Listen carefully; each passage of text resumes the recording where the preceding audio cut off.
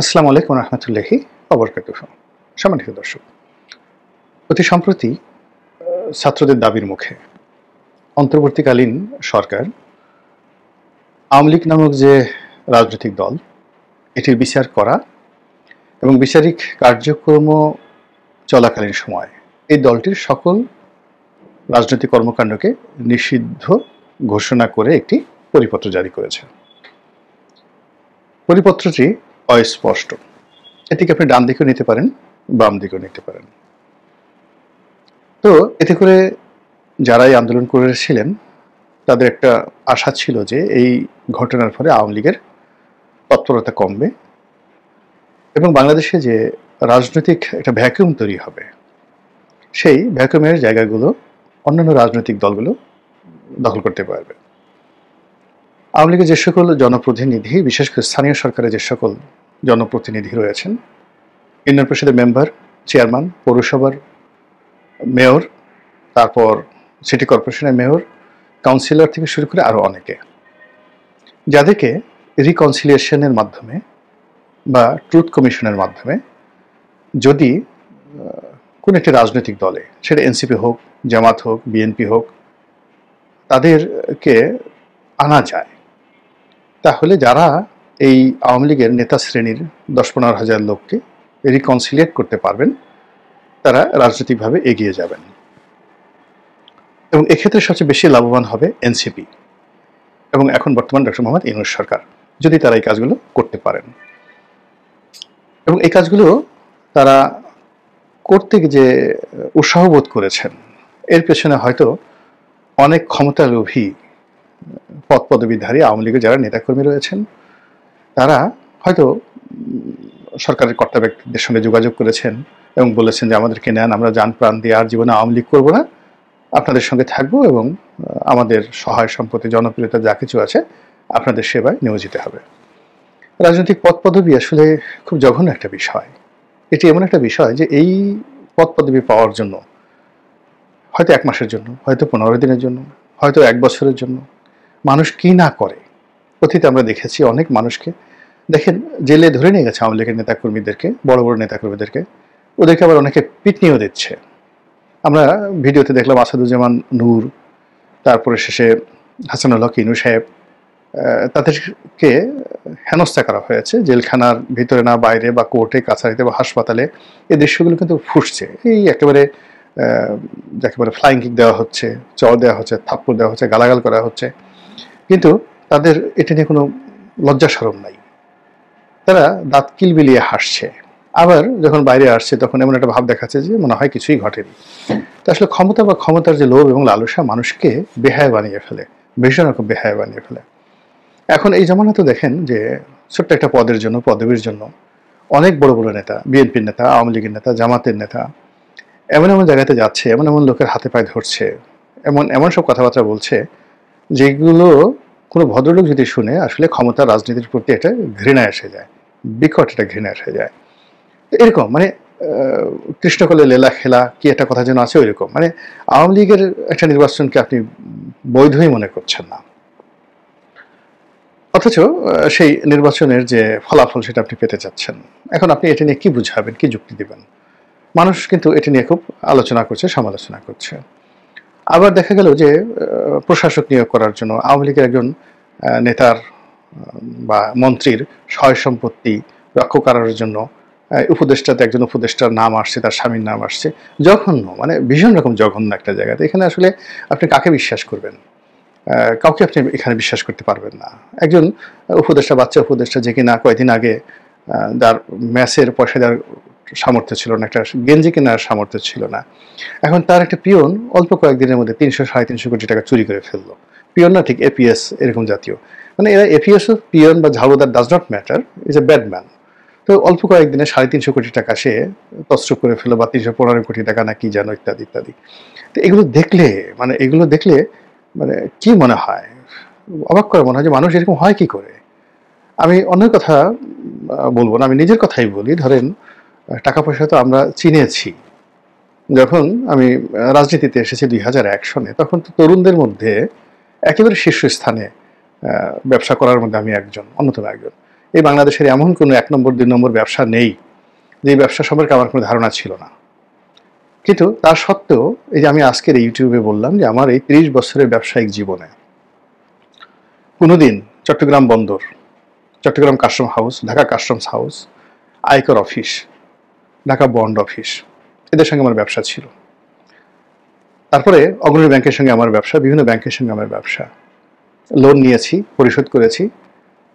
কিন্তু এই 30 বছরের জীবনে 30টি পয়সা, একটি পয়সাও কাউকে ঘুষ দিতে হয়নি। বাংলাদেশে যারা বলে যে ঘুষ ছাড়া কাজ হয় না, তারা আমার এই ফাইলগুলো একটু খোঁজ নিয়ে আসেন। আমার দুর্নীতি দমন কমিশনে শেখ হাসিনার নির্দেশে প্রায় 10 বছর 3 থেকে 4 বার আমার ফাইল মানে তারা তদন্ত করেছে, পূর্ণ তদন্ত করেছে। দুদকের অনেক কর্মকর্তা এসেছেন অফিসে, 1 কাপ চা পর্যন্ত খাওয়ায়নি, বরং এখান থেকে তারা আমার সঙ্গে কথাবার্তা বলতে গেলে মুরিদ হয়ে এখান থেকে তারা চলে গেছেন আমার এই অফিসে বসে। তারপর সবচেয়ে বড় মন্ত্রণালয়টি, সেই মন্ত্রণালয়ের আমি সংসদীয় কমিটির প্রধান ছিলাম, প্রধান না ঠিক একজন সদস্য ছিলাম। কিন্তু এখানে বৃহত্তর যোগাযোগ মন্ত্রণালয়, যার অধীন সড়ক, যোগাযোগ, রেলপথ যখন একত্রে ছিল, সৈয়দ আবুল হোসেন সাহেব মন্ত্রী ছিলেন, ওবায়দুল কাদের সাহেব মন্ত্রী ছিলেন।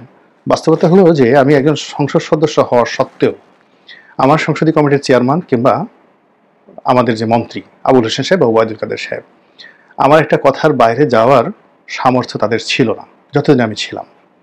আমি যদি একটা ধমক দিতাম, কর্মকর্তা তো দূরের কথা, মন্ত্রীদেরকে পার্লামেন্টারি কমিটির বৈঠকে কিভাবে ধমকিয়েছি সেটা আপনারা ইচ্ছা করলে সংসদীয় কমিটির রেকর্ডে দেখতে পারেন। কিন্তু বিনিময়ে কোনো একটা মন্ত্রীর দপ্তরে গেছি, 1 কাপ চা খেয়েছি, একটা টেলিফোন করেছি, এরকম সিঙ্গেল নজির নাই। বরং আমার মন্ত্রীরা অনেক মন্ত্রীরা টেলিফোন করেছে, আমি ফোনই ধরিনি যে এদের সাথে আমি কথা বলবো না। আমার কোনো অসুবিধা হচ্ছে না, আমি এখন একটা দল করছি, বিএনপির মতো একটা দলের মনোনয়ন পাওয়া তো চারটিখানি বিষয় নয়। আপনি দেখুন তো যে বিএনপির মতো একটা দলের মনোনয়ন পেয়ে গেলাম, বিএনপির কোনো লোক, কোনো নেতা বলতে পারবে যে আমি তাদেরকে 1 কাপ চা খাইয়েছি এই মনোনয়ন পাওয়ার জন্য? এখন পর্যন্ত টিল নাও 2000 বিএনপির সবচেয়ে খারাপ সময়, একেবারে সবচেয়ে খারাপ সময়টিতে আমি বিএনপিতে ছিলাম এবং এখন পর্যন্ত আছি। আমি আমার মতো সেই প্রথম দিন থেকে কাজ করে যাচ্ছি, লিখে যাচ্ছি, কথা বলে যাচ্ছি। 18 সনেও বেগম জিয়ার পক্ষে বলেছি, বিপক্ষে বলেছি, তারেক রহমান সাহেবকে সমালোচনা করেছি, তার পক্ষে বলেছি।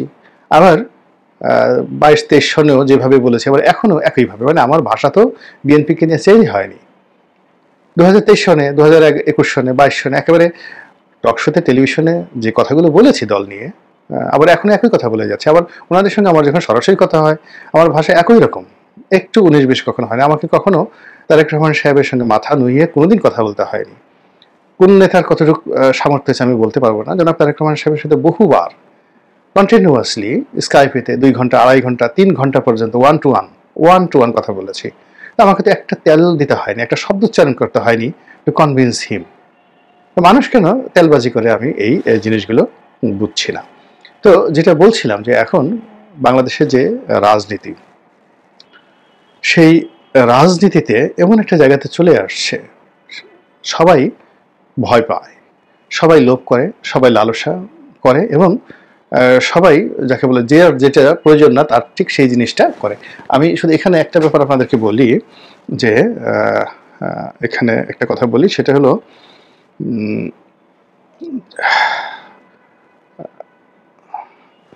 তো এই যে আমাদের যে রাজনীতি, সেই রাজনীতির মধ্যে